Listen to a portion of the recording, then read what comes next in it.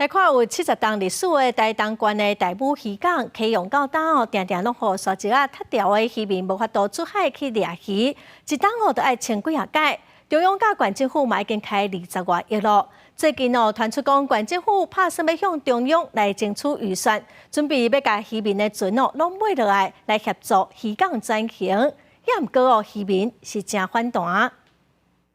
大武渔港要出海港仔时，有几多台怪手轮流伫咧挖塌掉的沙礁，互渔船会当出海掠鱼。渔民讲，自70年前渔港开始启用了，逐年港仔时拢爱开1-2千班清沙礁，也毋过效果有限。即马传讲县府免收购渔民的渔船，甲港废掉，因正不满，因为过去政府讲要延长补花改善，到即马拢无做，即马若要废港，因就无头路。可以用那个蚂蚱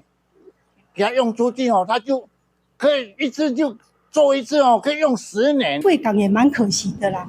因为长期以来我们的渔民就是靠着这个捕鱼为生嘛。大武渔港这么登记的渔船有100多只，县府认为每年蹲沙了有真侪渔民拢甲船驶去台东的富港港加屏东的玉海港停，大武渔港愈来愈少渔船停，无啥物效益。而且一直到即马，政府干那清土山就开20多亿，县府几多年前就提出收购渔船的计划，也毋过毋是要废港，是要互渔港转型。第二个是我们希望能够透过转型的方式，让大渔港成为一个观光渔港的一个概念，以及水上活动的一个渔港。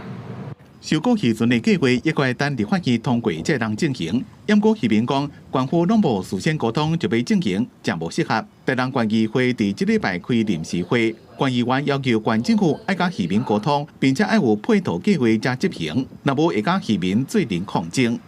记者综合报道。